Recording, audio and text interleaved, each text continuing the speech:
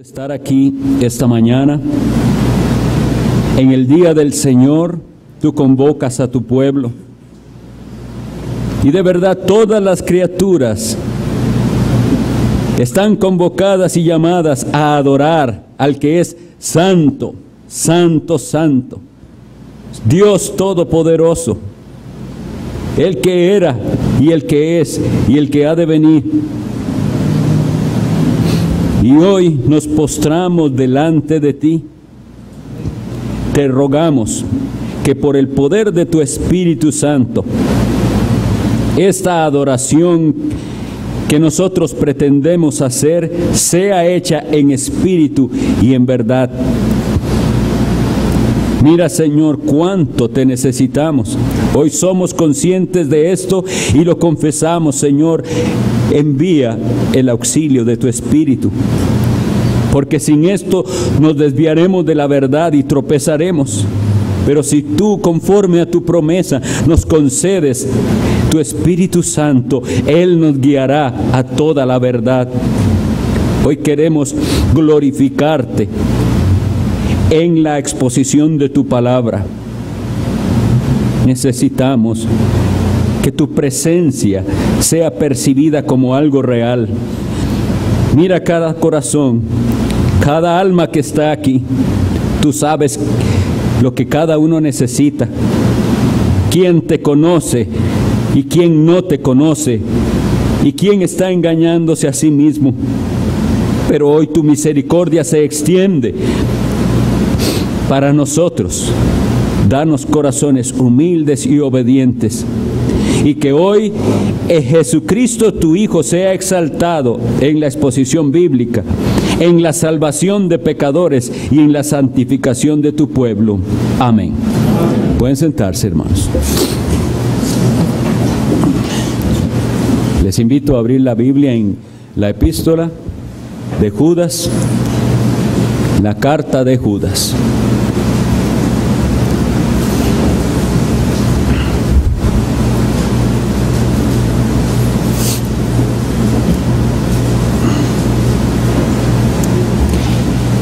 Vamos a leer hoy del versículo 1 hasta el 13. Judas, siervo de Jesucristo y hermano de Jacobo, a los llamados, santificados en Dios Padre y guardados en Jesucristo, misericordia y paz y amor os sean multiplicados. Amados, por la gran solicitud que tenía de escribiros acerca de nuestra común salvación, me ha sido necesario escribiros exhortándoos que contendáis ardientemente por la fe que ha sido una vez dada a los santos. Porque algunos hombres han entrado encubiertamente, los que desde antes habían sido destinados para esta condenación, hombres impíos, que convierten en libertinaje la gracia de nuestro Dios y niegan a Dios el único soberano y a nuestro Señor Jesucristo. Mas quiero recordaros, ya que una vez lo habéis sabido, que el Señor, habiendo salvado al pueblo sacándolo de Egipto, después destruyó a los que no creyeron, y a los ángeles que no guardaron su dignidad, sino que abandonaron su propia morada, los ha guardado bajo oscuridad en prisiones eternas para el juicio del gran día. Como Sodoma y Gomorra y las ciudades vecinas, las cuales de la misma manera que aquellos, habiendo fornicado e ido en pos de vicios contra naturaleza, fueron puestas por ejemplo, sufriendo el castigo del fuego eterno. No obstante, de la misma manera también estos soñadores mancillan la carne, rechazan la autoridad y blasfeman de las potestades superiores. Pero cuando el arcángel Miguel contendía con el diablo, disputando con él por el cuerpo de Moisés, no se atrevió a proferir juicio de maldición contra él, sino que dijo: el Señor te reprenda. Pero estos blasfeman de cuantas cosas no conocen, y en las que por naturaleza conocen se corrompen como animales irracionales. ¡Ay de ellos! Porque han seguido el camino de Caín y se lanzaron por lucro en el error de Balaam y perecieron en la contradicción de Coré. Estos son manchas en vuestros ágapes, que comiendo impúdicamente con vosotros se apacientan a sí mismos. Nubes sin agua, llevadas de acá para allá por los vientos. Árboles otoñales sin fruto, 2 veces muertos y desarraigados. Fieras ondas del mar que espuman su propia vergüenza. Estrellas errantes para las cuales está reservada eternamente la oscuridad de las tinieblas. Hasta el momento, Judas nos ha brindado ejemplos específicos de las creencias y conducta de los apóstatas y de los falsos maestros. Gente que pervierte la gracia de Dios y la convierte en libertinaje. Y entonces nos habló de los incrédulos en Israel, de los ángeles caídos, de las ciudades de Sodoma y Gomorra. También nos habló de Caín, de Balaam y de Coré.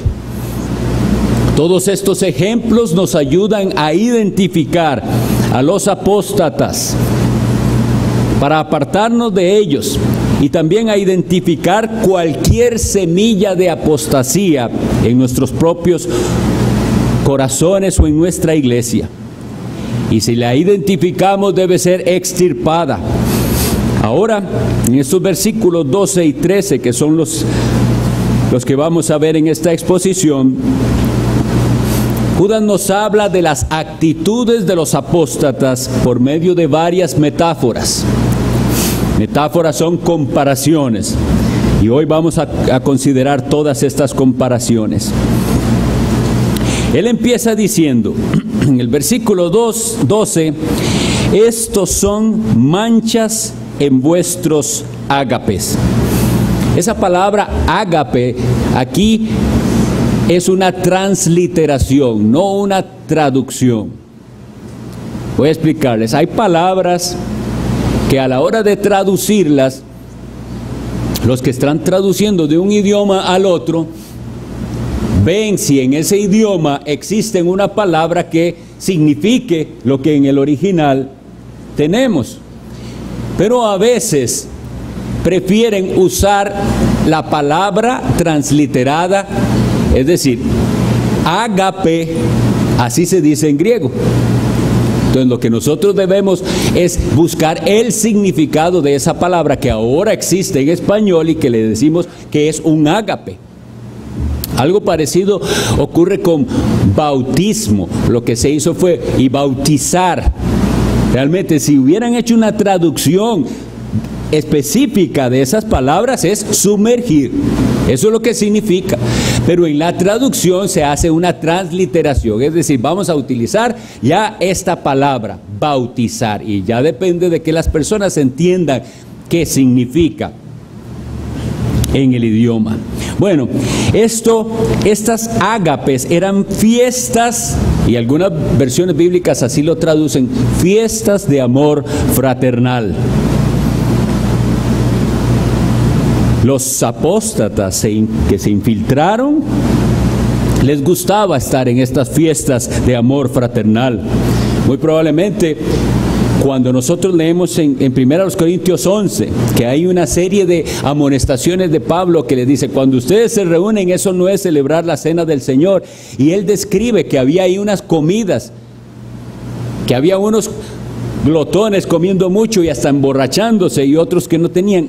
Probablemente se está refiriendo a esa costumbre que había de hacer un almuerzo o una cena que pretendía ser una fiesta de amor fraternal, pero que en ese caso había degenerado en ese tipo de actividades. Bueno, lo que tenemos entonces primero que establecer es que los ágapes eran practicados por las iglesias antiguas y son válidos y necesarios para las iglesias del Señor. Los ágapes son esas reuniones en las cuales la iglesia comparte alimentos y comparten unos con otros en compañerismo cristiano. Ahora, el riesgo con estas actividades tenemos que tenerlo bien claro. A los apóstatas les encanta esto y a los falsos cristianos, y compruébelo en cada ocasión en la que se diga que va a haber cena gratis o almuerzo gratis. Y llegan personas que lo que quieren es eso, comer. Cristo dijo a sus apóstoles, mirad, y a sus discípulos, que vuestros corazones no se llenen de glotonería y aquel día os sorprenda. Y en esto hay una gran advertencia para nosotros. Las iglesias se pueden convertir en clubes que hacen bonitas actividades, agradables.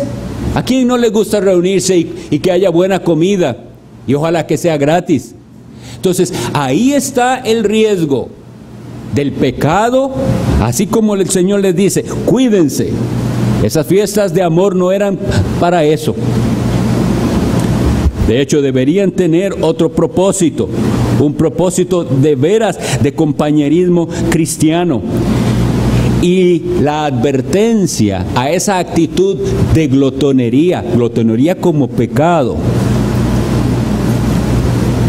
está también en las epístolas. Pablo le dice a los Romanos 13:13, andemos como de día honestamente, no en glotonerías. Pocas veces se escuchan sermones que traten el pecado de la glotonería. Comer es bueno y es rico, y sin embargo nosotros tenemos que tener dominio propio al respecto de la comida también. Pero como les decía, tenemos ejemplos en la Biblia donde vemos que es fácil que se puede pecar en eso también. En algo que es válido y bueno podemos pecar. Ahora, como iglesia tenemos que considerar si nuestros ágapes, nuestras reuniones que hacemos, en las cuales comemos juntos, reflejan lo que deberían reflejar, como eran aquellas reuniones que tenían las iglesias primitivas. ¿Cómo es que deben ser? Deben en esas reuniones haber un interés genuino de los unos por los otros. Nuestras conversaciones, incluso en esas reuniones, aunque se da para hablar de muchas cosas que en otro momento no podemos hablar, en esas reuniones se tiene que poder identificar que es una reunión entre cristianos. Hace muchos años yo tenía esta queja en otro lugar donde yo estaba, en el cual se hacían muchas actividades así bonitas entre hermanos y que se reúnen en la casa de tal o en la casa del otro. Y yo, que venía saliendo del mundo, me preguntaba, pero ¿qué diferencia hay entre esto y las fiestas que yo tenía en el mundo? Igual hablan de cosas puras del mundo, solo se habla de lo del mundo, no se está hablando de las cosas del Señor. Entonces seamos muy cuidadosos que nuestros ágapes reflejen lo que esa palabra significa, porque el significado es amor. El amor de Dios que está en nosotros nos hace unirnos y celebrar juntos las bendiciones del Señor, una de las cuales es también poder comer juntos. Ahora, para considerar el asunto esto de los ágapes, es para cada uno de nosotros nuestra disposición a la actividad tal o cual es la misma. Si dicen vamos a tener una carne asada en tal lugar, vamos a tener una parrillada, etcétera, lo que quieran que es lícito tener, es la misma disposición que si dicen vamos a reunirnos a orar. Tenemos que considerar cuál es nuestra actitud, porque Entonces las iglesias tenían sus ágapes y los apóstatas que se habían infiltrado les encantaba esas actividades donde ellos podían tener provecho. Una cosa al considerar esta epístola es la realidad triste de que en medio de las iglesias hay, para decirlo como el Señor lo decía, hay diablos. Esas son las palabras de Cristo. Juan 6:70 dice: no os elegí yo a vosotros, y uno es diablo. Ahora, no está diciendo que él es el diablo, no es Satanás, pero es alguien adverso a Cristo y a la iglesia de Cristo, y está infiltrado ahí. ¿Por qué? Porque son personas que, como dice Filipenses 3:19, su Dios es su vientre. Entonces, donde haya algo en que él se pueda beneficiar, en particular esto está hablando de comida, pero puede ser simplemente ese interés en buscar beneficio de los demás. ¿Y cómo lo llama? Judas dice: son manchas en vuestros ágapes. Hay un pastor de apellido Benton que daba una ilustración que me gustó bastante, y él decía que, dice, iba un novio, decía él se imaginaba esto, iba un novio con su novia, la que va a ser su esposa, en carro, pero viene un imprudente, y entonces hay un terrible accidente, y aquella preciosa novia queda herida, manchada, cicatrizada tal vez por el horrible accidente. Entonces él quería con esta ilustración hacer ver a la gente que eso es el daño que hace la apostasía que se infiltra en las iglesias. Mancha a la novia de Cristo, la ensucia, la daña. Y esa palabra, manchas en vuestros ágapes, tiene dos posibles traducciones. Algunas Biblias hasta la han traducido como escollos, porque es la misma palabra que se usa para arrecifes, y eso es peligroso para las naves. Una nave que no sabe que debajo hay escollos y arrecifes puede chocar contra eso y naufragar.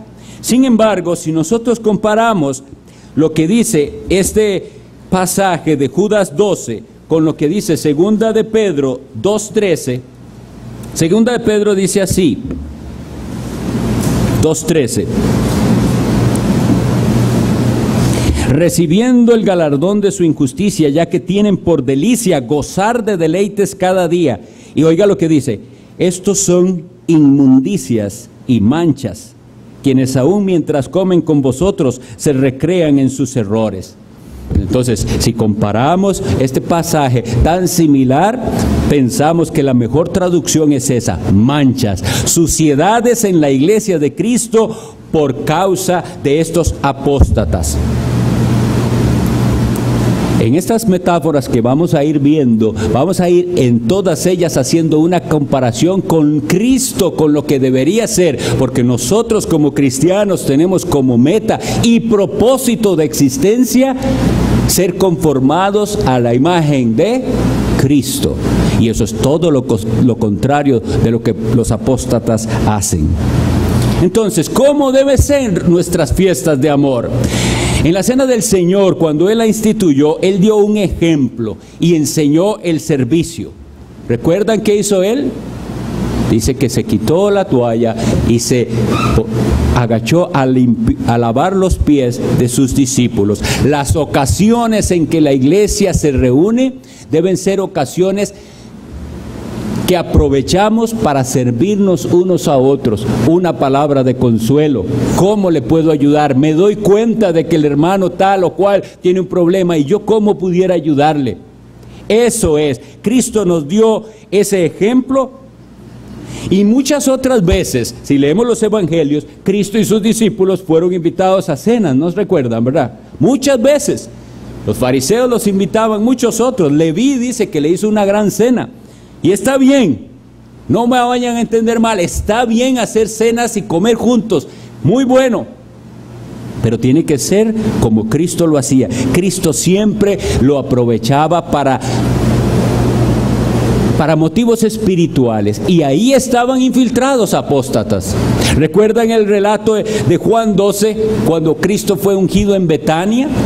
¿Cuál es la actitud que tuvo el apóstata Judas?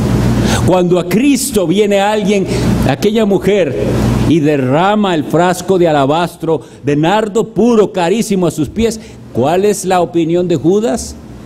¿Por qué este desperdicio? Esto no lo podíamos. Y oigan el comentario hipócrita en el cual supuestamente él pensaba en los pobres. Esto no se podía mejor vender y dárselo a los pobres. Igual entonces estemos atentos que en nuestras fiestas de amor fraternal habrá algunos que estarán criticando la obra de Dios y que estarán más bien diciendo comentarios que son tropiezo al avance del Evangelio. Porque para Judas, como él no amaba al Señor Jesucristo, para Judas eso era un desperdicio. Pero para nosotros todo lo que exalte a Cristo vale. Y lo que sea que tengamos que hacer y cualquier esfuerzo, si es para exaltar a Cristo y el avance de su Evangelio, lo consideramos bueno. Sigamos con estas comparaciones y metáforas. Entonces, ya tenemos esto, que ellos se infiltraron y manchan, ensucian con su inmundicia los ágapes de los cristianos. Y dice que comiendo impúdicamente con vosotros se apacientan a sí mismos. Primero veamos eso, se apacientan a sí mismos. ¿Qué significa apacentar? Ese verbo apacentar es lo que hace un pastor por sus ovejas. Él las cuida. Y vamos a ver que la actitud del apóstata más bien es servirse de los demás. Veamos el reclamo de Dios en Ezequiel 34, porque esto nos va a servir muy bien de ilustración. Ezequiel 34, leo para ustedes del 1 al 4 y veremos cuál es la actitud de estos apóstatas. Vino a mí palabra de Jehová diciendo: Hijo de hombre, profetiza contra los pastores de Israel. Profetiza y di a los pastores: así ha dicho Jehová el Señor. Ay de los pastores de Israel, que se apacientan a sí mismos. ¿No apacientan los pastores a los rebaños? Coméis la grosura y os vestís de la lana. La engordada degolláis, mas no apacentáis a las ovejas. No fortalecisteis las débiles, ni curasteis la enferma. No vendasteis la perniquebrada, ni volvisteis al redil la descarriada, ni buscasteis la perdida, sino que os habéis enseñoreado de ellas con dureza y con violencia. Hoy nosotros podemos ver esto de una manera muy palpable y real en muchos líderes dentro del cristianismo, que lo que son obreros fraudulentos, como los llama también la palabra de Dios. Buscan servirse de las personas y no servir a las personas. Esa es la realidad, ¿no es cierto? Y Pablo dice, esos son falsos apóstoles. Tristemente, el concepto que muchos tienen de lo que es un pastor viene de falsos maestros, que lo que están es buscando cómo servirse de las almas. Y por eso es que la gente cree que la religión cristiana es un negocio. ¿Por qué? Porque en muchos casos así es. Lamentablemente, esos casos horribles son los que la gente ve.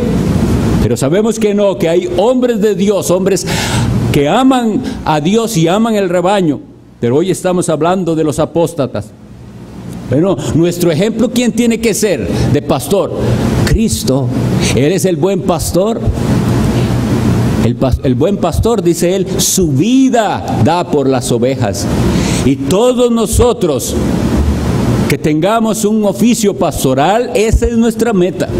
Ser como Cristo, ser capaces de darnos en servicio a las ovejas. Y eso, aunque no sean pastores, es lo que nosotros, todos los creyentes, debemos imitar. Primera de Juan 3:16 dice que Él dio su vida por nosotros y que nosotros debemos en eso encontrar motivación para dar la vida por los hermanos. 1 Juan 3:16 dice así. Así que no es solo pastoral. Claro, eminentemente un pastor tiene que dedicarse al bien de sus ovejas. No vemos eso. Se apacientan a sí mismos. ¿Cuántas veces las ovejas necesitadas de un consejo no pueden porque los pastores son inaccesibles? Y hoy en día, en lugar de pastorear, parece lo que son gerentes de empresas, buscando cómo administrar bien aquello para mayor ganancia para sí mismos. Cristo es nuestro ejemplo de pastor y todos nosotros, seamos pastores o no, seguimos el ejemplo de Cristo. Él no vino a ser servido, sino a servir. Estos son manchas en vuestros ágapes, que comiendo impúdicamente, y esa palabra es deshonestamente, sin vergüenza, lo hacen.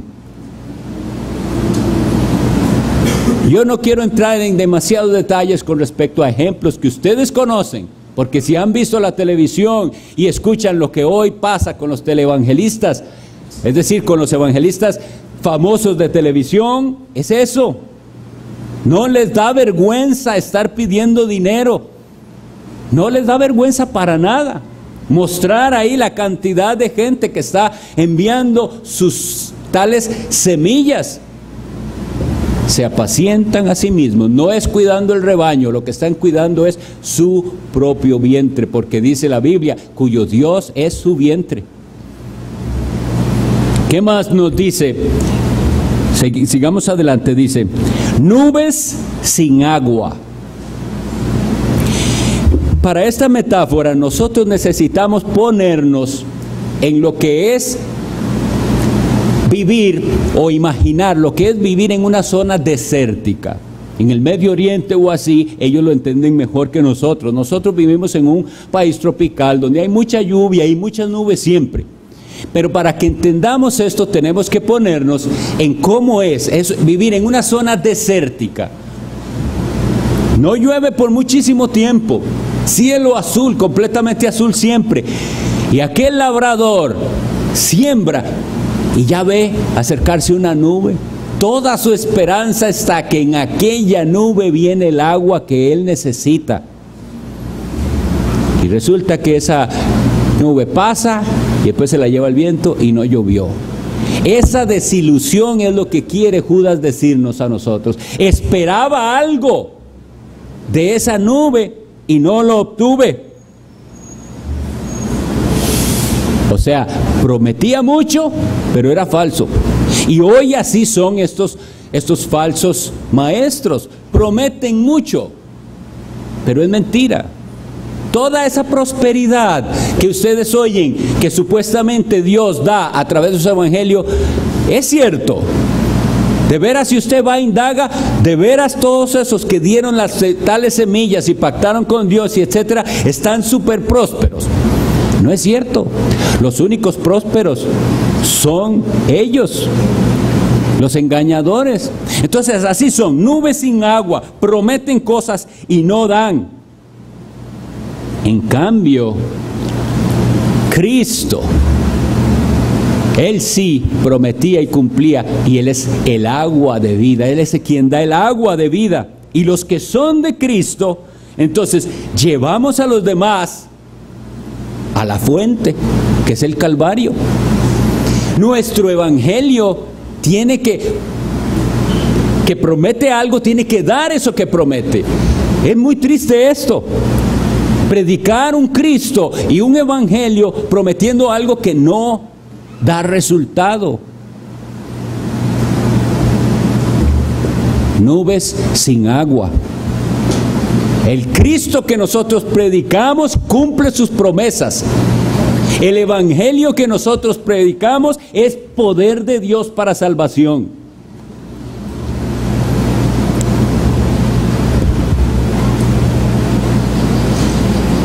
Nubes sin agua, llevadas de acá para allá por los vientos.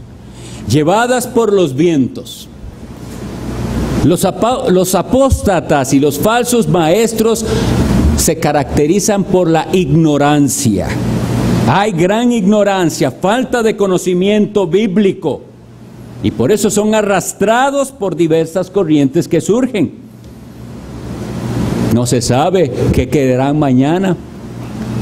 Vienen los vientos del mundo y arrastran para allá o para acá. Y esos falsos maestros van conforme a esas corrientes mundanas. Y por eso es que hay tanta cosa nueva. Y anuncios de ahora llegó el tal avivamiento de tal cosa. Pero eventualmente aquello pasa de moda y vendrá otra cosa diferente. Arrastrados por los vientos. Lo que se ponga de moda le van a hacer caso en las iglesias apóstatas. En cambio, nosotros, los creyentes, no debemos ser arrastrados por los vientos, sino solo por la guía del Espíritu Santo, que también en una parte se le dice, es el viento, como el viento, pero solo es la dirección del Espíritu. Ahora, ¿cómo lo hace el Espíritu Santo? Lo hace por la palabra. El Espíritu Santo nos guía como guía el viento, pero el Espíritu Santo lo hace por la palabra.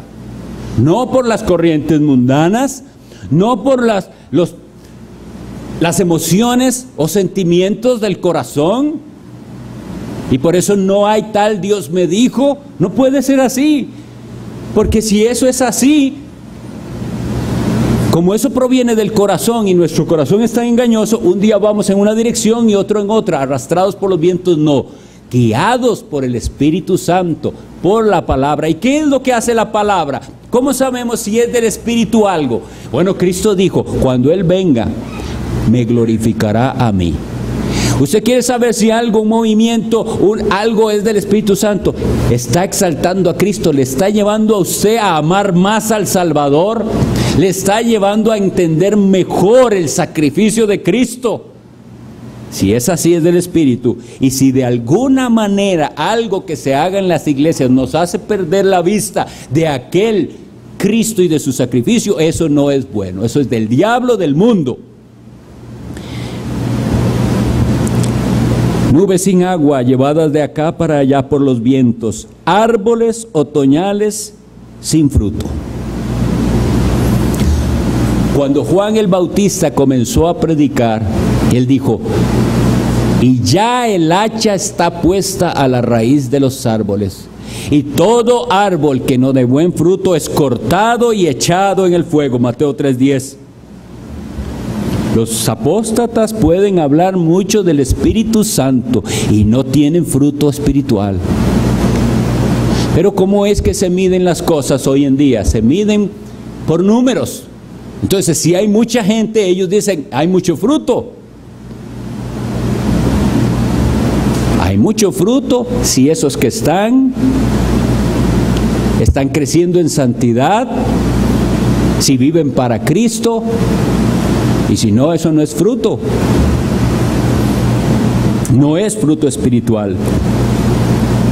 Las palabras de Cristo en Juan 15:16 son preciosas. No me elegisteis vosotros a mí, sino que yo os elegí a vosotros.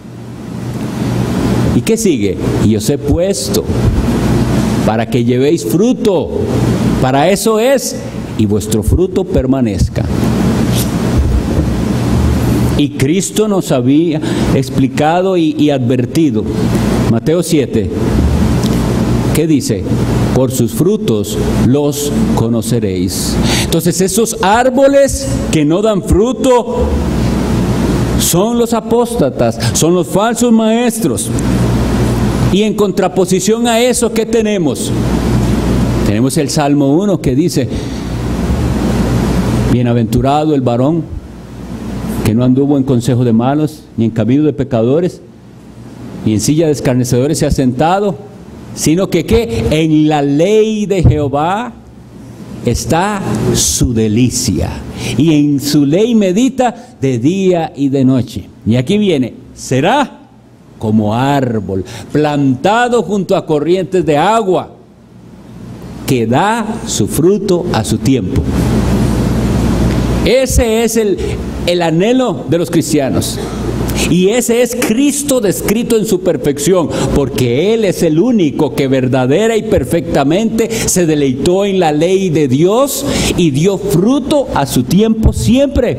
Entonces Él es nuestro ejemplo. Y si un cristiano no siente en su alma el anhelo de ser más fructífero, no está siguiendo el ejemplo de Cristo. Tiene que haber en nuestra alma una especie de agonía al vernos a nosotros mismos, al analizarnos y ver qué poco fruto. Esto me quiebra el corazón. Estoy dando muy poco fruto. Pero veo a Cristo, aquel que se deleitó perfectamente en la ley de Dios y que meditó en ella de día y de noche. Entonces, en contraposición a estos apóstatas que son árboles otoñales sin fruto, el cristiano busca dar fruto y Cristo es su ejemplo de fruto. Fruto según Cristo, no según el mundo. Fruto según el estándar de Cristo.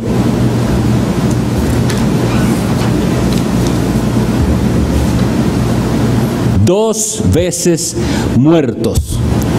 Esta expresión es bien fuerte.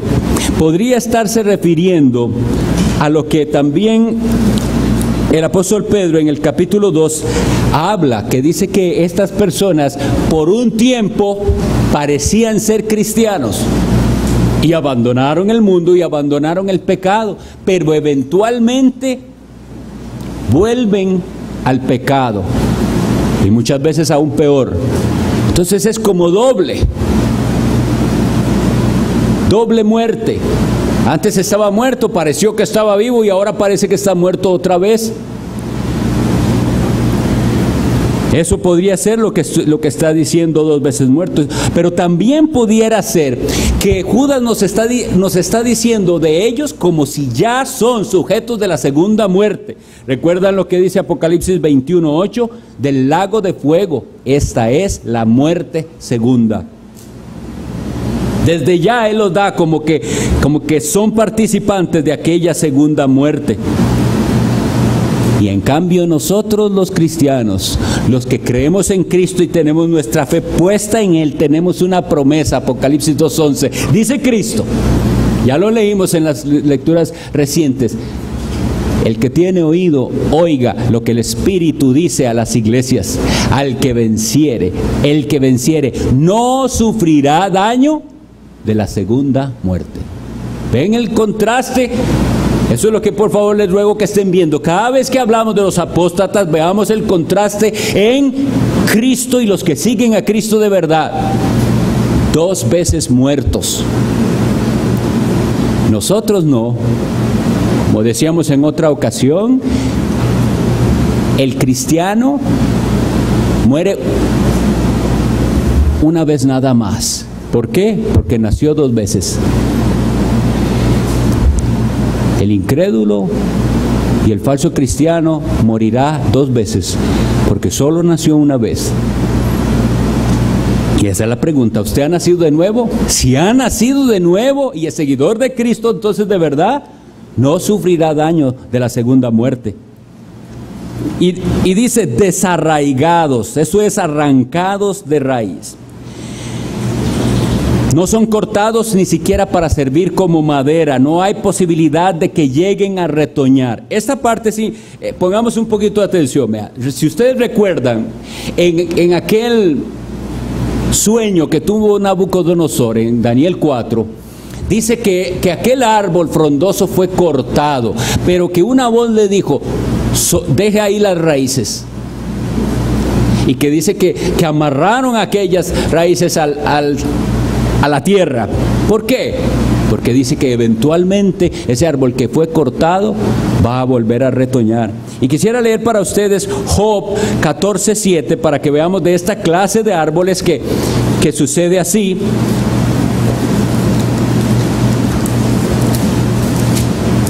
(14:7) de Job dice así: porque si el árbol fuere cortado, aún queda de él esperanza. retoñará aún y sus renuevos no faltarán. ¿Ven? Había esta clase de árboles que se sabía que usted podía cortarlo, pero si venía la lluvia, es decir, la gracia de Dios, podía hacer que aquello que fue cortado retoñara. De ahí surgía un nuevo árbol. Y sin embargo, en el apóstata se dice lo contrario: arrancado de raíz. Ahí no puede crecer ya más nada. De los cristianos también se dice algo hermoso con respecto a esto. Leamos por favor Isaías 60:21. Me gustó esta cita que encontré. Isaías 60:21 dice así: y tu pueblo, todos ellos serán justos, para siempre heredarán la tierra, renuevos de mi plantío, obra de mis manos para glorificarme. Renuevos, de eso es de lo que se trata, de lo que surge una vez que ha sido cortado aquel árbol, surge. Y pues hay algo, espero no estar alegorizando, pero ¿qué sucedió con Nabucodonosor? Necesitaba ser cortado, necesitaba ser humillado, necesitaba que su orgullo pereciera para entonces ser renovado y reconocer la majestad y la grandeza de Dios. Que Él haga eso con cada uno de nosotros si es necesario, pero que no seamos como los apóstatas que son desarraigados, arrancados de raíz. La que sigue nos dice: fieras ondas del mar.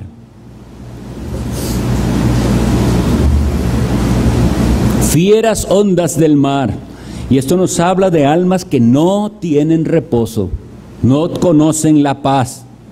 Y aunque externamente aparenten tranquilidad algunos apóstatas, internamente son como ese mar tan inquieto.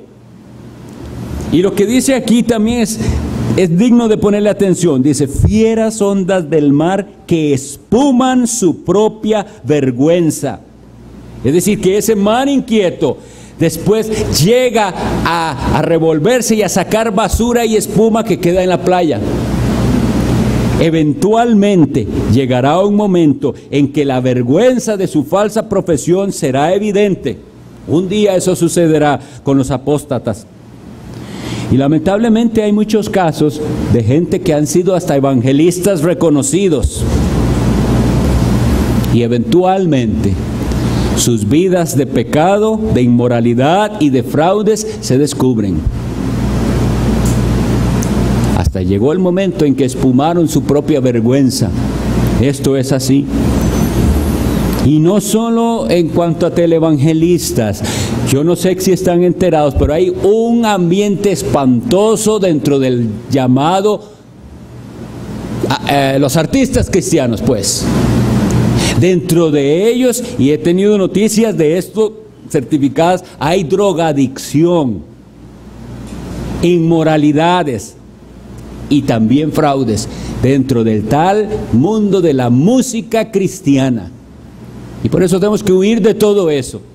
Yo desde hace mucho tenía esa posición que le comentaba con nuestro hermano Adrián Pasarelli alguna vez, porque hay gente que canta bonito y lo que canta es bonito también. Sin embargo, llegábamos a esta conclusión: si alguien cobra por cantarle a Dios, yo no quiero saber nada de él.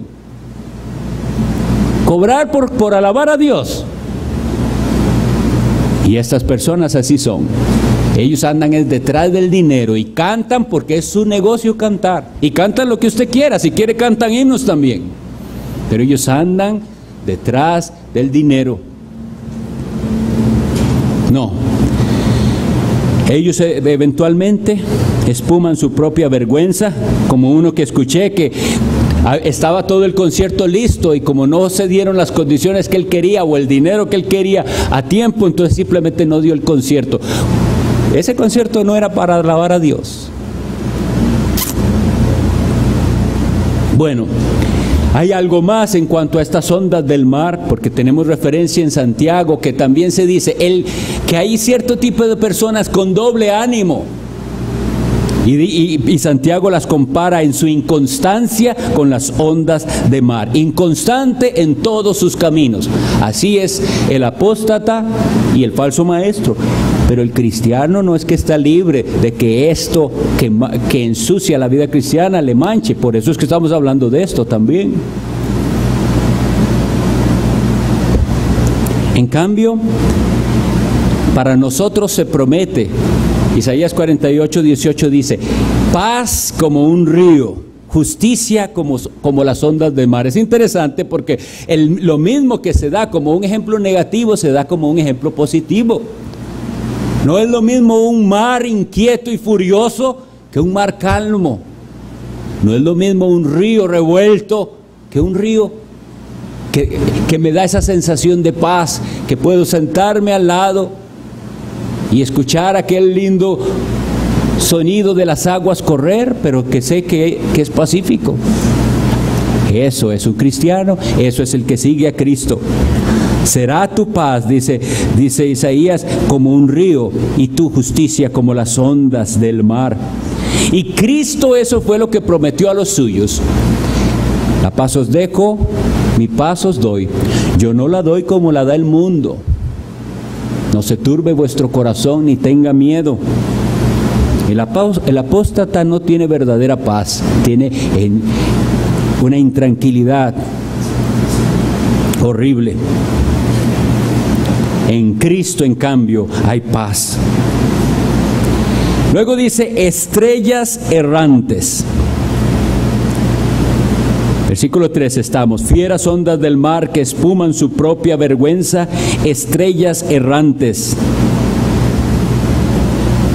Las estrellas tienen una órbita definida y un lugar en el cielo, y por eso es que son útiles para los navegantes. Los que observan el cielo saben dirigirse por causa de las estrellas que saben dónde están, dependiendo del momento en el año específico. Esas no son estrellas errantes, son estrellas que se sabe dónde están y cuál es su ruta y su órbita. Por eso es que son útiles. En cambio, si hay una estrella de la cual no se sabe dónde va a estar la próxima vez, esa no le sirve a usted para nada en cuanto a ubicación o a su rumbo. Son estrellas errantes. Así son muchos de estos apóstatas. Un día tienen una posición teológica, y mañana no se sabe cuál irán a abrazar. Su posición es inestable. Y esa posición lamentablemente es de acuerdo a su conveniencia, no es por convicción. Es decir, hagamos estas aclaraciones. Uno como cristiano, uno puede abrazar una posición con todo el corazón porque cree que eso era lo que la Biblia enseña. Pero cuando Dios le da más luz, más entendimiento de su palabra, entonces deja ese error, crece y entonces ahora tiene una posición más bíblica. Eso es diferente. Pero estoy hablando de estrellas errantes que no tienen fundamento y por lo tanto, un día, igual como lo que hablábamos, son llevados de allá para acá por los vientos. Y esas estrellas entonces no nos sirven. Están tomando una posición de acuerdo a esa conveniencia. Y como venimos viendo, de eso es de lo que habla este pasaje, de los falsos maestros y apóstatas. Y los que sigan a estas estrellas errantes, ¿qué les va a pasar? Naufragarán. Estaban siguiendo una estrella que es errante, que no era segura, y van a fracasar. Nosotros seguimos a uno que está descrito en Apocalipsis como la estrella resplandeciente de la mañana. Si usted está en Cristo, si usted está anclado en Él, no lo mueven los vientos doctrinales ni las tendencias mundanas, y usted sabe para dónde va. Esa estrella le dirige correctamente en su camino, no naufragará. La estrella de la mañana. Alumbrados por esa estrella, entonces no naufragaremos. ¿O cómo se siente usted hoy? ¿Está seguro o va a seguir dudando?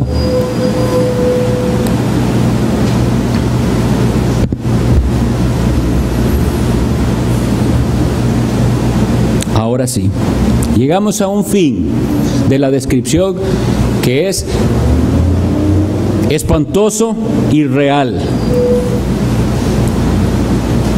Fieras ondas del mar que espuman su propia vergüenza, estrellas errantes para las cuales está reservada eternamente la oscuridad de las tinieblas.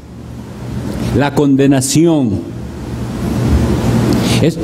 La condenación de los apóstatas es mucho peor que la condenación de todos los demás. No significa que para los demás no hay una condenación eterna, es que es aún peor la condenación para los apóstatas. El apóstata ha pecado contra la luz, ha afrentado el Espíritu de gracia y son dignos de mayor condenación. ¿Por qué? Porque recibieron luz y la rechazaron. O muchos supuestamente han recibido esa luz y la han aceptado, tal vez de boca o de mente, pero no las implicaciones. El Evangelio tiene implicaciones y precisamente estos falsos maestros, eso fue el error, dice, convirtieron en libertinaje la gracia de nuestro Dios. La gracia de Dios convertida en libertinaje. ¿Para qué les sirvió esa luz? Para nada. Llegó la luz a ellos, pero ellos no quisieron caminar en la luz, y así está escrito. Esta es la condenación, dijo Cristo, que la luz vino al mundo y los hombres amaron más las tinieblas que la luz. ¿Por qué razón? Porque sus obras eran malas. Y entonces por eso es que los movimientos llenos de apostasía son tan populares. La gente quiere ir donde no les hagan ver su maldad, donde no los confronten con su pecado. No quiero ir donde me hacen sentir mal. Ahora, no se trata de que nuestras predicaciones son simplemente para que se sienta la gente mal. Es que si no se siente mal, nunca acudirá al Salvador, que es el que le puede perdonar, libertar y limpiar. Y entonces sí se sentirá bien. El pecado del apóstata es muy grave. Y Cristo, cuando estaba siendo juzgado por Pilato, eso está en Juan 19, cuando él le dice: ¿a mí no me hablas? Yo te estoy interrogando. ¿Quién usted cree que es? No me habla a mí, no sabe que yo tengo poder o autoridad o potestad de soltarlo si yo quiero o de mandarlo a la muerte. ¿Cuál es la respuesta de Cristo? Ninguna autoridad tendrías si no te fuere dada de arriba. Por tanto, oigan las palabras de Cristo, por tanto, el que a ti me ha entregado mayor pecado tiene. Es decir, Pilato se condena. ¿Por qué? Por enviar a Cristo a la muerte, sabiendo él que era un inocente. Y él tenía temor, ¿verdad? Él dice: ¿a quién estoy juzgando? Pero sin embargo, Pilato era un ignorante, impío, adorador de ídolos, él no sabía nada. Sin embargo, pecó contra su conciencia y está en el infierno. Sin embargo, comparemos Judas. ¿Por qué el pecado de Judas es mayor? ¿Y por qué su condenación es mayor? Porque él tuvo la luz, anduvo cerca del Salvador, tan cerca, y fue capaz de entregarlo a la muerte.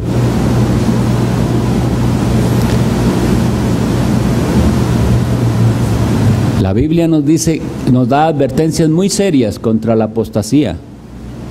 En Hebreos 11 nos dice: mirad bien, no sea que alguno deje de alcanzar la gracia de Dios, que brote alguna raíz de amargura y por ella muchos sean contaminados. Que no haya entre vosotros algún profano o fornicario como Caín, que por una sola comida vendió su primogenitura. Y ya sabéis, dice el autor, que después fue desechado y no hubo oportunidad para el arrepentimiento, aunque la procuró con lágrimas. Eso debe darnos temor. ¿Es usted un profano? ¿Un fornicario? ¿Es usted como Esaú, que prefiere las cosas de este mundo a lo espiritual? Porque ese fue el pecado de Esaú. Esaú prefirió lo de aquí y de ahora. ¿Para qué quiero yo la primogenitura? Si yo me voy a morir, se la vendo. Lo que quiero es comer. ¿Usted está prefiriendo lo de este mundo a Cristo? Eso es un profano. Y después sus lágrimas no fueron suficientes, porque el apóstata llora, y puede llorar, pero llora las consecuencias de sus pecados. El apóstata no llora haber ofendido a Dios. Eso lo hace el cristiano.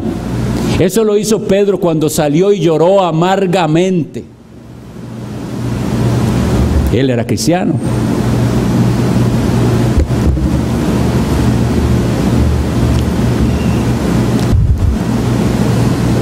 Vamos a concluir con dos muy breves aplicaciones. Ya hemos, espero yo, aplicado mucho de esto a nuestra vida, a nuestro entendimiento del cristianismo y de la era que estamos viviendo, llena de apóstatas. Hay mucha gente que se le hace muy difícil pensar que tal o cual sea apóstata.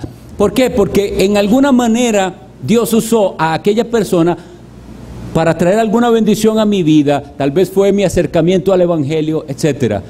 Y les parece muy difícil que aquel entonces sea un apóstata. Pero veamos a Judas. Judas estuvo entre los 12 y entre los 70. ¿Dudamos de que algunos hayan creído por causa de Judas?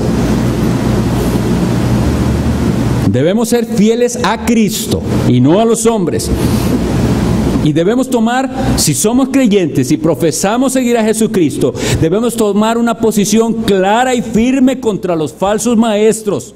¿Por qué? ¿Por qué es que tenemos que hacer esto? Porque ellos manchan el nombre de Cristo y de su iglesia. Y si usted no siente nada, le da igual que el nombre de Cristo y de su iglesia sea manchado, entonces usted no es cristiano. Si usted es cristiano, siente eso, siente esta necesidad de defender, de eso se trata esta epístola. Les amonesto que contiendan ardientemente por la fe que fue dada a los santos una vez. Por el honor de Cristo tenemos que sostenernos en cuanto a nuestras convicciones doctrinales y separarnos de los apóstatas. Hay mucha gente que sigue a los apóstatas y a ellos con amor y sabiduría debemos llegar para que no naufraguen en la fe. Pero nosotros tenemos que ser firmes y poner mucha atención a estas marcas de la apostasía y limpiarnos personalmente y como iglesia de todas estas cosas que manchan nuestra profesión de fe. Si nosotros como iglesia somos irresponsables, vamos a pensar solo en estar bien yo. No, necesitamos vernos como un cuerpo en Cristo, un rebaño y una familia, y estar vigilantes, porque la apostasía podría entrar. Y para los que no son creyentes, esto digo, ¿cómo sabe? Porque no se ha arrepentido de sus pecados ni ha puesto su fe en Jesucristo. Entonces, aunque venga a la iglesia y lea a veces la Biblia y a veces ore, si usted no se ha arrepentido de corazón y ha clamado a Jesucristo por salvación, usted todavía no es cristiano. Y usted corre el riesgo de ser engañado por la gran ola de apostasía que arrastra este mundo. ¿Por qué digo esto? Porque la Biblia dice, Cristo hablando, que harán tales cosas los apóstatas que engañarán, si fuera posible, a los escogidos. Y ese si fuera posible es diciéndonos, no, a los escogidos no. Y eso es lo que quiero decirles. La única cosa que nosotros nos previene de la apostasía final es el Espíritu Santo. El Espíritu Santo es lo que nos impide ser engañados definitivamente. Los cristianos podemos ser engañados temporalmente.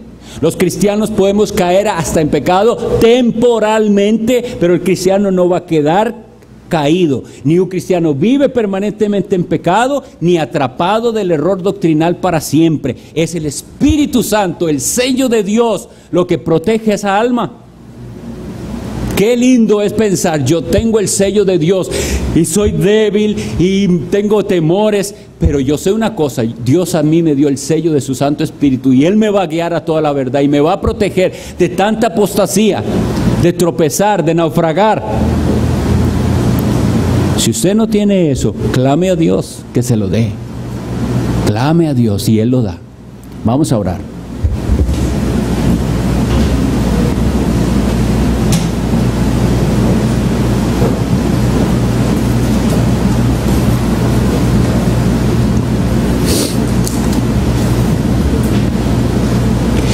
Oh Dios Todopoderoso y Santo,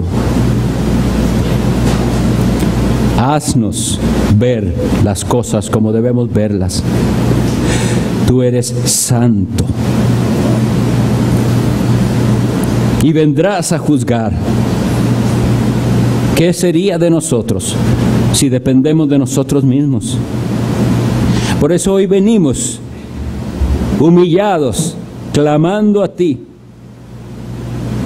y confesando que creemos en Cristo Jesús, tu Hijo, y en aquel sacrificio supremo que Él hizo en favor de los creyentes. Hoy nos aferramos a la cruz. Hoy queremos estar refugiados en Él. Y hoy queremos que tu Santo Espíritu nos libre de caer en tantos errores. Haznos una congregación que sepa celebrar ágapes para tu gloria. Que nuestras conversaciones sean espirituales. Que busquemos el bien los unos de los otros y no nuestro bien personal. Líbranos de egoísmo. Líbranos de orgullo. Oh Señor, quita tú las manchas de nuestros ágapes. Expúlsalas, Señor, estírpalas de en medio de nosotros. Que nosotros podamos, como individuos y como iglesia, ser fieles a Cristo y dar testimonio de ese evangelio que es poder para salvación. A ti sea dada la honra y la gloria y la alabanza por siempre, y a tu Hijo Jesucristo, en la comunión del Espíritu Santo. Amén.